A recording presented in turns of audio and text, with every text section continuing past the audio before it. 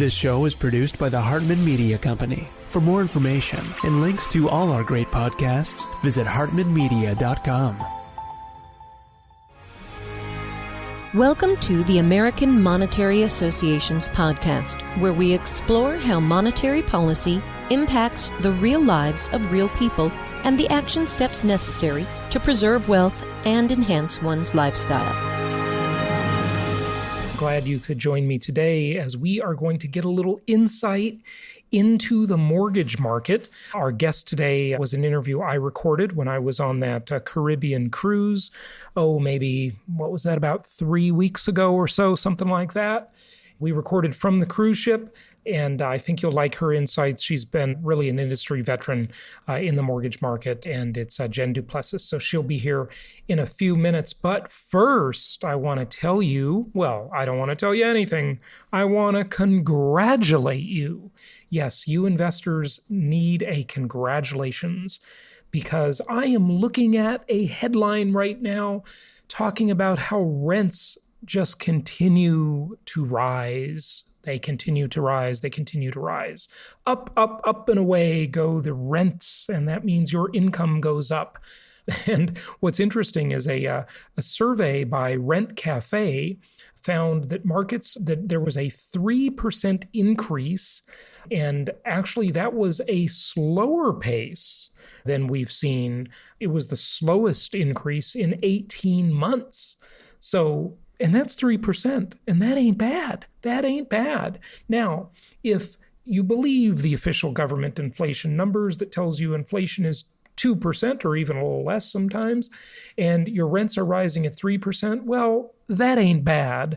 But remember, you've got hopefully that beautiful, beautiful, gorgeous mortgage, and that mortgage is making you money, because you're already getting paid to borrow money, as we are on the verge of the lowest interest rates ever. Yeah, you heard me say that, right? I was reading another article just yesterday saying that they are predicting that we are, and it doesn't have to go very much lower for us to have this, we're on the verge of the lowest rates, ever. Yeah, is that good enough for you? Pretty good. By the way, I want to remind you, I profiled a book, and I have not been able to book the author on the show yet, and I still want to get the author to come on the show. But I profiled a book last year on the podcast and shared some of it with you on the show. It was entitled Debt: The First 5,000 Years. That was a fascinating book, and I really want to take another look back at that book, because I was really, really fascinated by when you look at the course of history and you look at the cost of money, and there really has always been a cost to money, right? Because if the lender loans you the money, what do they have? They can't use that money for something else, right? They can't loan it to somebody else. They can't invest in something else. They can't buy any new toys for themselves or go on any vacations for themselves. Remember, lenders aren't always big banks. Sometimes they're people like your humble host. I'm a lender. I lend money, lots of money. In fact, I just got a loan repayment to one of my companies the other day for like $373,000. And, I had loaned that money out on a hard money loan, paid me some nice interest on it, nowhere near as good as being a real estate owner, but it is my second choice. The hard money lending ain't bad, but it's not as good as the actual property, obviously, because with the lending, you don't get that beautiful multi-dimensional return on investment. And you don't get to be a borrower when you're a lender. Sometimes you do. That's actually the business banks are in, right, Jason? Yes, that is their business. Sort of. It's all been watered down nowadays with the Federal Reserve System and such. But the idea, at least in concept, of a bank is that they take deposits. Those deposits are a liability for the bank, and they make loans, and those loans are an asset for the bank. Remember, the balance sheet of a bank is the opposite of your personal balance sheet, because normally you would consider a loan a liability and money in the bank an asset. bank looks at that the opposite way that we do, right?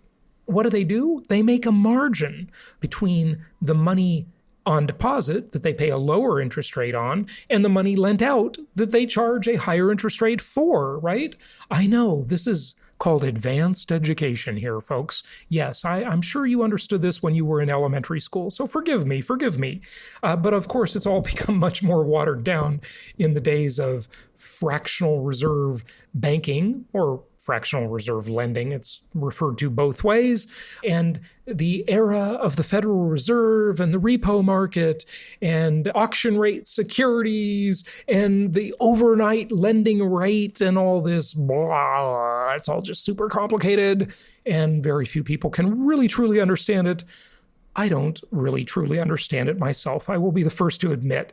In fact, I think it was one of the creators of the Federal Reserve, or maybe it was one of the Rothschild family members, is quoted as saying that not one person in 1,000 can understand our monetary system or something like that. It is truly complicated. And when I had my favorite financial writer on this very show a couple of years ago, Bill Bonner, head of Agora Financial, who's an extremely wealthy guy and a very smart one. He's I think, the best financial writer.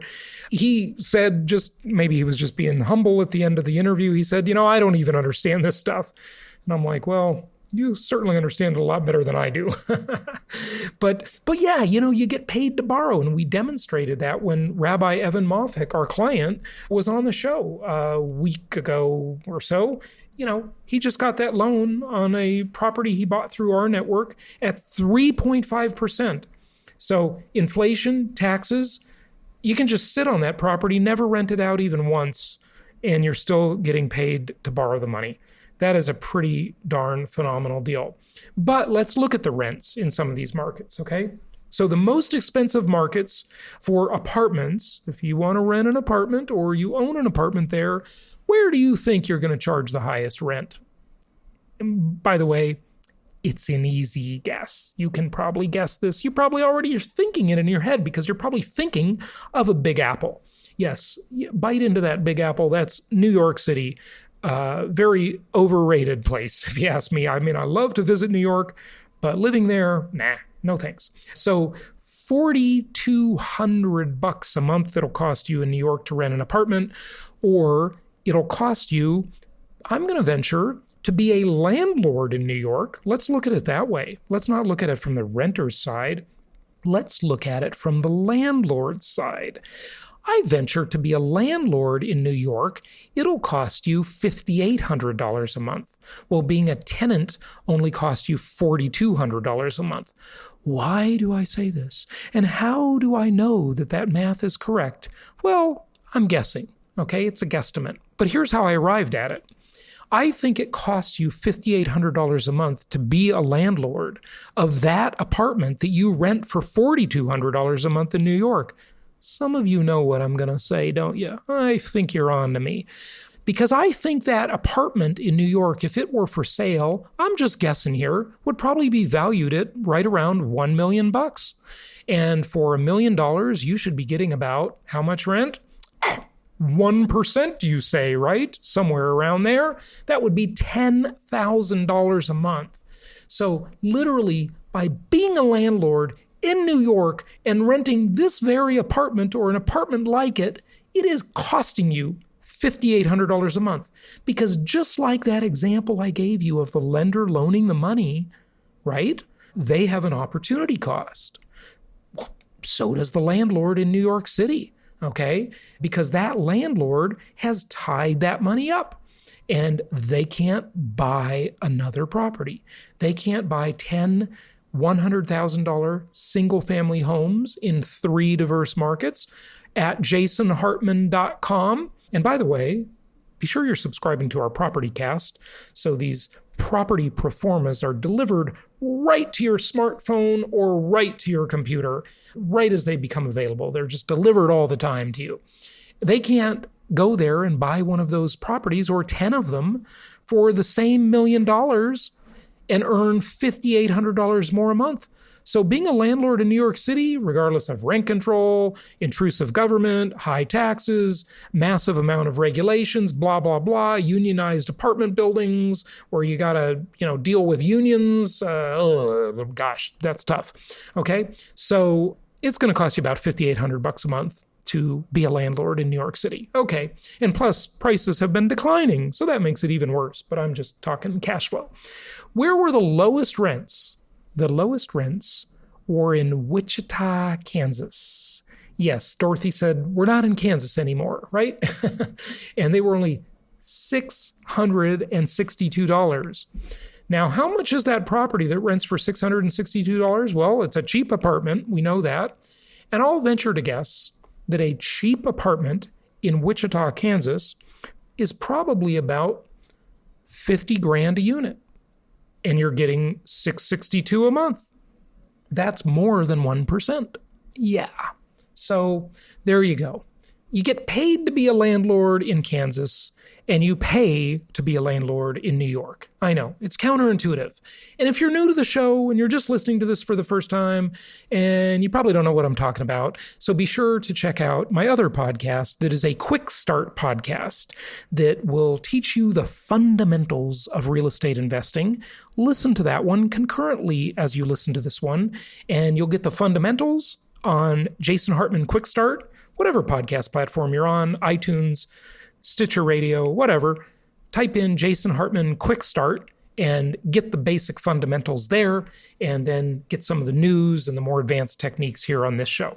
So that's just kind of interesting, isn't it? So according to Yardi Matrix, about 1.5 million units, housing units, were delivered over the last 5 years. And they say they expect to see 300,000 more delivered this year. All right? We still have a giant housing shortage. Now, you may drive around some American cities, or really most any city around the world, and think the national bird of America is the construction crane. Certainly it's been that way in China for a long time. Because there's a lot of development going on, but it's not enough. It is not enough. Because guess what else is going on? There's a lot of population growth that's been going on for a while. Now, when you talk about population growth, of course, you have to lag it, right? You have to lag it. And what I mean by that is you have to go back, 25 years, give or take, because that might be the average age that someone moves into the housing market. They got to be 25 years old. So the question is not what happened 5 years ago, because the 5-year-olds, well, they're usually hopefully living at home with their folks. But the 25-year-olds, well, hey, you know what? They're probably living at home with their folks too, in a basement, eating pizza, surfing the internet all day, and playing video games, okay? So we know that. But hopefully by the time they're 30, they will get out of the house and leave the nest. So hopefully that'll happen. So you have to always lag population growth. Now, a reminder, what is the highest earning and spending time of someone's life? When they're moving through that economy like a bulge in a snake, if you've ever seen a snake eat a rat or something, I have witnessed that in school, actually, of all places. Kind of gross, but hey, it's the way the wilderness works. So, you see this big bubble moving through, and that's the population bubble, the demographic of the baby boomers, or my little tiny humble generation, Gen Xers, with only half the amount of the baby boomers or the millennials that are about double my little generation size. When you lag those people to when most of them are about 46 years old, okay, somewhere around there, they are spending the most money, and they are also earning the most money, okay? So they're earning and spending the most, those are slightly off, but just put it mid-40s, it's close enough for government work. And then you see the biggest impact on the economy, whether it be housing or many other parts of the economy at the same time. So just something to know.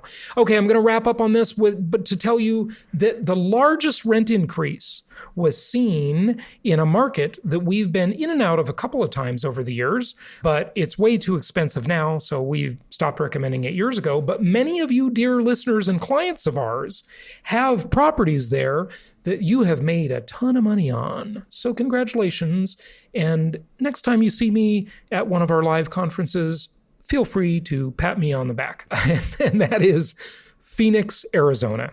8.3% rent increase in 1 year. Yep, 8.3% rent increase. Wow. That is nothing short of phenomenal. But that doesn't mean you should run to buy in Phoenix now because it's too expensive. Okay, so without further ado, let's get to our guest. Let's talk to Jen du Plessis for properties. For additional information, to reach out to our investment counselor, jasonhartman.com, 1-800-HARTMAN. Call us on the phone or reach out at jasonhartman.com. And here is our guest as we talk about the mortgage market. It's my pleasure to welcome Jen du Plessis to the show. She is a leading mortgage industry trainer and, of course, was a broker in the past and has some good insights on the economy and where the market's going. And we are sitting on a cruise ship right now, which is kind of neat. It is. I have done some shows from cruise ships before, and it's just a good way to knock out a few podcasts while we're here, right? Yeah. So welcome, Jen. How are you? Thank you. I'm so happy to be here. No, I'm doing great. Good stuff. So what is your take on what's going on in the economy? There's so much happening. Namely, there's a lot of talk about the privatization of the government-sponsored entities, or GSEs, and or enterprises, Fannie Mae, Freddie Mac, namely, even Sallie Mae. There's been some talk about that one too. And that could really change the mortgage market. It's interesting, since the Great Depression, the mortgage market in the U.S. has always been sort of subsidized by the government. Right. And that really has made for some great opportunities for real estate investors. Do you think this will happen? What's your take on this? It's a pretty big deal. Yeah, I know it's a big deal, but I don't think it's going to happen. I mean, I've been around the block several years, and I just don't think that the market's going to be able to hold it and sustain it. I think there's too much concern about risk still. I mean, a lot of people have forgotten about our Great Depression. Yeah. Great recession, yeah. Our Great Recession. But I think that lenders are still very risk adverse. The compliance component is horrendous right now. And Fannie and Freddie is what keeps everything in line. And I just feel that could be detrimental to the whole concept of, what's happening with the compliance, et cetera. So, but I mean, in the last 10 years coming out of the Great Recession, I think a lot of people, you might agree, that the banks have really overcorrected. They've been conservative. I mean, this is not... Like, the next recession that occurs is not going to be a subprime mortgage meltdown. No question. Right? Yeah. So why would they be afraid of risk? Yeah. The underwriting seems pretty solid, doesn't it? Yeah, well, it's like anything with a pendulum, right? There was an overcorrection, but they've already swung back. And so I don't know that a lot of people know that we've swung back. And so the market's really opened up in non-QM. So for those that don't really understand that, quantitative easing and stuff. Not QE. That's causing problems too. Yeah. So what's QM though? Yeah, non-QM, it's a qualifying mortgage. So what happened was during the credit debacle, Fannie and Freddie, actually the government came out with Dodd-Frank and said, this is how mortgages, they have to meet this criteria in order to be safe harbored, in order for the mortgage companies to be able to be supported. The 2,200-page bill or whatever it is that nobody understands. Yeah, we're going to pass it and we'll read it later. Okay, Nancy Pelosi. Yes, that's not like the healthcare thing. Yeah, right? There we go.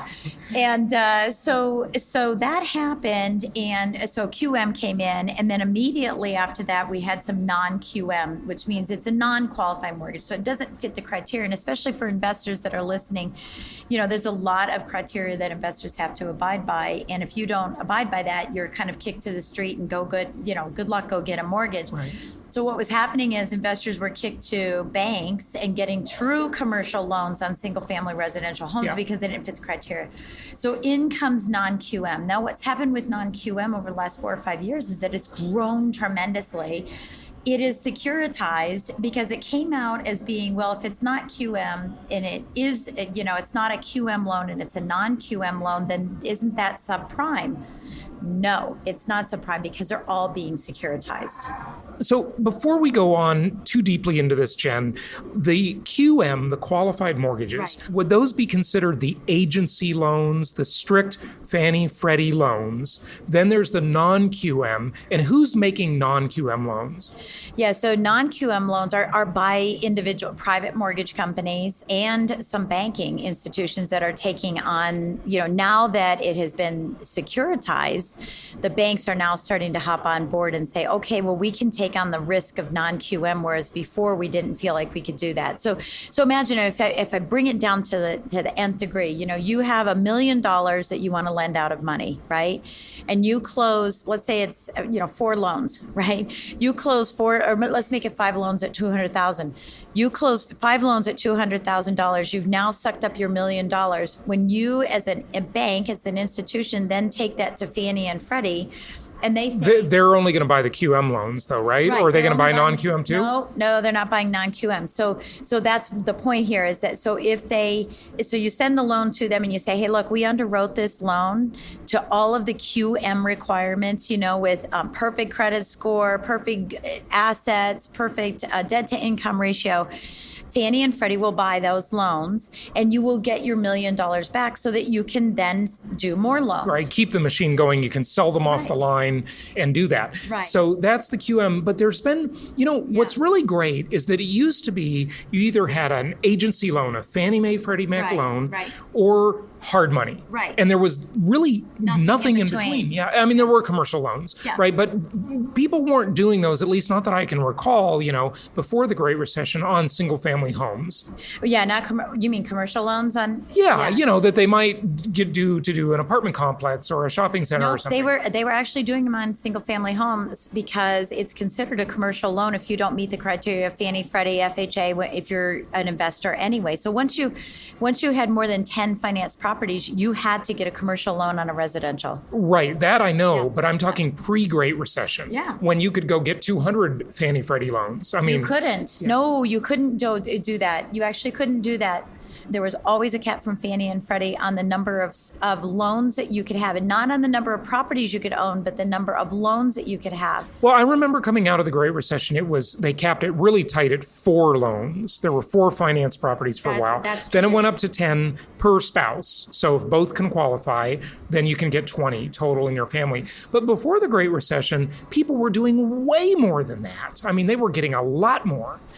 Yeah, actually they weren't. I mean, I've been in the business for 35 years, and when you went to a traditional lender, that's all you could ever do, especially Fannie Mae, was 4 finance properties, period, in a story. Now, there was alternative lending. So if you went to like Wells Fargo, for example, they'd send a lion's share of their business to Fannie and Freddie and FHA, but then they would shelf a loan. They would do a portfolio loan. Right, portfolio loans have always been there. Yeah, and that might be what you're thinking, because they actually didn't securitize those until after they had a seasoning so that they could sell and then say that's what they were. So they'd allow them to season so they could say they were performing loans for a certain amount of time. Yep. And then the secondary market, some secondary market buyer was out there. Fannie and Freddie were willing to buy it after a year of seasoning. Okay. If it didn't meet the so criteria. it was a 1 year of seasoning requirement. Okay. Yeah. And there was a lot of that. But now this whole segment of this, what I'll call middle market, has just blossomed. Yeah. And the rates really are not bad.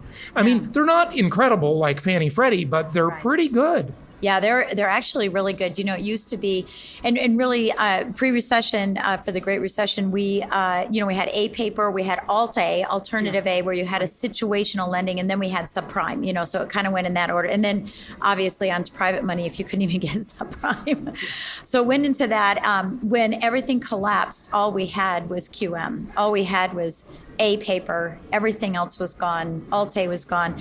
You wouldn't find a bank that would do a portfolio loan to save their lives. And so what I was saying before, about selling on the secondary market and being able to recoup your cash, so many banks had said, well, if I can't sell the loans, then I have to have a lot of capital to be able to continue to do business. And it just wasn't there. Right. So what's happened over the last few years with the non-QM is that it's become securitized on the secondary market in Wall Street.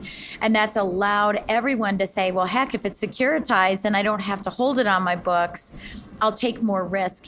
And that's been absolutely beautiful. And here's why it's so there's a lot more money out there to finance properties, more than 10 properties per person. Yeah. Oh, yeah. Way more. The rates aren't quite as good, but they're not bad. Yeah. The length of loan, some of them even go up to 30 years fixed, I believe. There's a lot that do 10 and 20-year fixed type area. Yeah. And certainly, 7, and then they go adjustable after that. But the products are pretty good. Yeah, they're actually really, really good. And I'm actually finding it beyond that space because I also, when I was originating, I was a master at investor loans, investor financing. So yes, the beginning wannabe, I want to be an investor, would go Fannie and Freddie if it could. And then, all the way to non-securitized, really crowdfunding of, residential. As long as it was non-owner occupied, it wasn't subject to any criteria.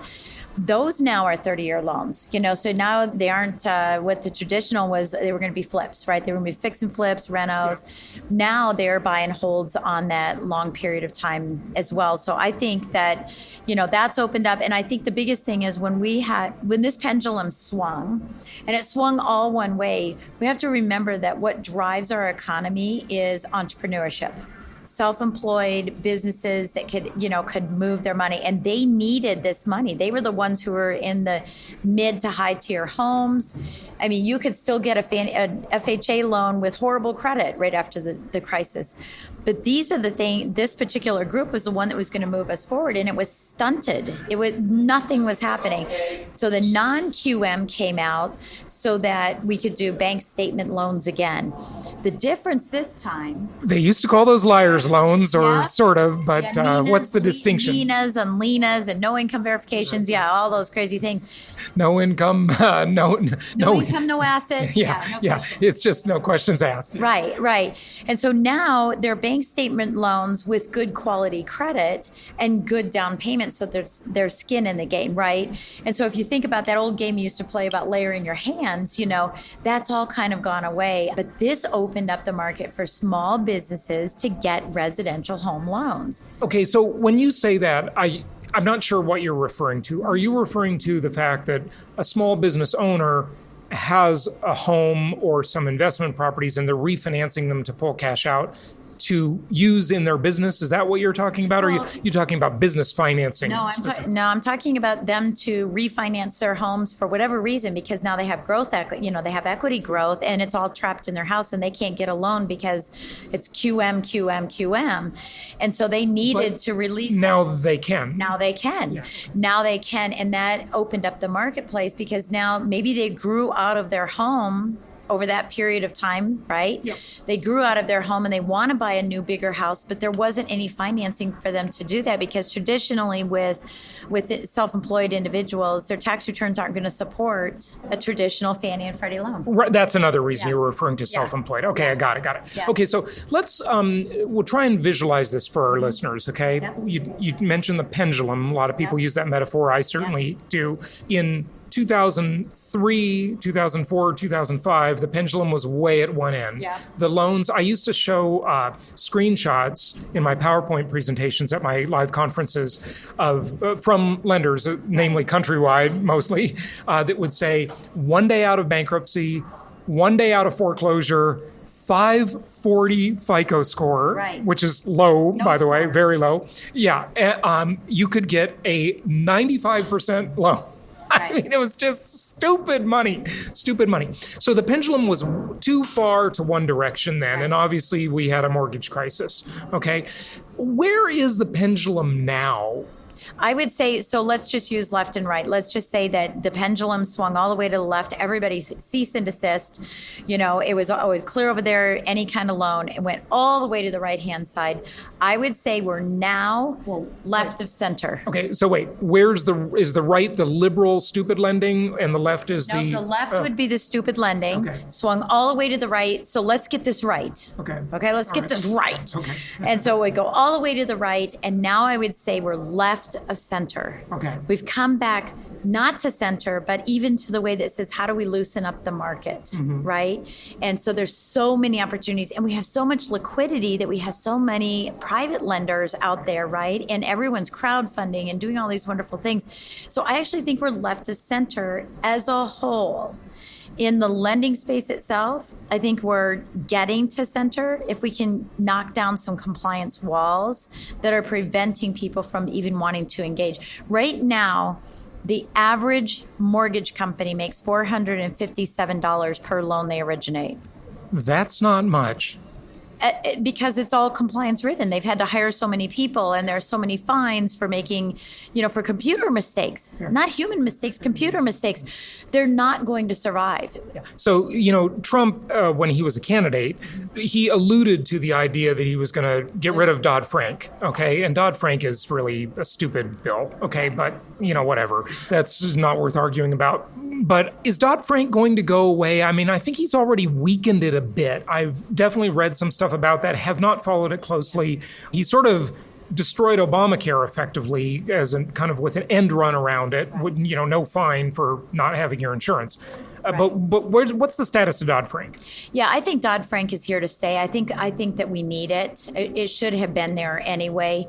But there's been some loosening that happens under the covers and behind the scenes that the normal consumer is not going to see. And that's what I'm talking about, is the compliance ridden that tells somebody you can't close your house because you forgot to sign a piece of paper digitally by midnight. Those types of things are going to be going away because they have a domino effect on people, not being able to close tomorrow because I didn't sign something. Then another transaction can't close, or a whole bunch of unintended consequences. Yeah. And I think that's where it's at. And for the consumer, my hope is that they understand this isn't a negligence on the part of a loan officer, a realtor, a title company. It's just what we have to do because the fear of getting a $2,000 fine on something that you're only earning $400 on. And so now these companies are going to close down. Yeah, so that'll just make for less supply. That's what regulation always does. It reduces the supply and increases the prices to consumers, the people they say they're trying to help. A whole debate there for sure. But interest rates, where are we going on rates? 2020, the Fed has already said that they might cut rates 3 times this year. I mean, really? Rates are very low. We're going to see them go down even more? We are. We're going to see them go down even more. We still have a supply issue with homes. We still are, we don't have enough housing for anybody. We have a big issue with that. So what you're going to see most likely because we're about ready to hit, and we talk about GDP, right? And knowing when you're in a recession, we're heading towards a recession right now. And of course, the academic definition, of course, 2 consecutive quarters of declining GDP. Yeah. Right. And so I'm sitting here while we're on camera, holding up 2 fingers for you to remind you. We're not on camera. Yes, that's a visual. Yeah. Right. Yeah, the visual. I'm sitting here holding up 2 fingers, but yeah. So we're heading to that, and of course, you never know if you're in it until you're out of it. But this is probably going to be one of the longest recessions that we encounter. Now, recessions can be good and they can be bad, right? Quite frankly, all of us, if you lose your job, you're in a recession. If you lose your house, you're in a recession. If a business loses a client, they're in a recession. But what's going to happen this next go around is that once we get into this recession, I believe we're going to have a 3/4 rate drop from where we're at right now. This is going to be the lowest rates we've ever seen in our lifetime. And listen, I've been in the business for 40 years, and I've said that several times over the last 8-10 years because rates went down to 3 and 3.875, et cetera. We are going to be 3/4 lower than where we are right now on the day that we're doing this, which is January 23rd or 24th. And we have a massive housing inventory shortage, especially in the lower end of the market. And there's literally, in the last 10 years, almost nobody has built any workforce housing. I mean, there's almost none built at all. And if rates go down more, I don't know. I don't know what we're going to do. The builders have got to build some houses. Yeah. Well, some inexpensive houses. Oh, we've got some music starting here. It'll go away there. Yeah, so values are definitely going to go up. So that's a really good thing for us, as investors. That's a great thing. So this is going to be prime time. It's sort of like get your ducks in a row so that you can take advantage. And unfortunately, people are going to lose jobs, right? Because that's what GDP is. So people are going to lose jobs. So we're going to have foreclosures. We're going to have some of those. That's going to be to our benefit. Well, okay. So let's just talk about that a little bit. Yeah. So when you say, well, the economy is due for a downturn, the question is always, what will cause that, right? Is it just the business cycle, which we're, well overdue for a business cycle, No question. obviously. It's certainly not a real estate debt crisis. Maybe it's a student loan debt crisis. Maybe it's an auto loan debt crisis. I don't know. It's just very hard to tell. Well, and that's one of the challenges that I'm seeing with my colleagues is being able to actually predict when this is going to happen. So some are saying it'll happen this year. Some are saying it'll happen in the next year, like early 2021. The question is, are you ready for it? Are you putting the things in place for the potential of another recession, whether you're going to be part of it or not, gain from it or lose from it? Your point about, we just had Amazon decide that they were coming to Washington, D.C. The big debacle of where's Amazon going to go? And they're coming to D.C. But to your point, absolutely no housing. No one can afford to come there and work to build the building that Amazon wants to build, right? So there's no housing, and that's going to drive prices up. That's going to drive rentals up as well. But the issue is that we're not going to have, people aren't going to be able to have those jobs to be able to spend money at the store, to be able to spend money at restaurants. And then those businesses have the effect on it. And I think that that's where we're going to start seeing that happen. Will it happen in the Bible, I shouldn't say Bible Belt, but the middle America? Probably not, just like last those properties time. Are so inexpensive already. They're that's what we like. Right. We like those boring linear markets. Yeah. We don't invest in the cyclical markets, and maybe some of the hybrids we do, Well, but yeah. not the boring linear markets. Those are just Right. nicely insulated Right. from a downturn. Thank God. Yeah, thank God. And I've got a bunch of those too. But I also think that we're going to see pressure, from the states that are now charging more for taxes. They're charging more businesses. So we're seeing People are voting with their feet. Yeah. Right. They're exiting, major states and going to more inexpensive states. But I think that's going to have a shift there too, So the biggest thing, the bottom line for people that are thinking about is investing is get your ducks in a row so that you can rock this recession, so that you can benefit from this recession, having have your emergency fund, have your capital if that's what you want, get your finances in place. That can always be a good opportunity to refi, the refi till you die plan that I teach, of course. Yeah. And, one of the strategies that my clients are using right now, my husband's still in the mortgage business, is we're refinancing and pulling equity out to position themselves to lower their expenses so that if the recession touches them, they're going to be in a better cash flow situation every month. But we're doing that with no cost refinances. So it's not costing any money, but we're yanking out the equity now before we have any issues, right? Absolutely. Equity stripping. I'm a big fan of that. Yeah. So, yeah. And that happened when we had the recession. It was, I've got $100,000 equity, but now I don't have a job. I can't help you. So let's get it while you're good. So get your ducks in a row, get your emergency fund, figure out where you can reduce costs, and then ride this tide of this recession. And if you have extra capital, buy. Absolutely. Good stuff. Any questions I haven't asked you? Just anything you want to share? Oh, about anything.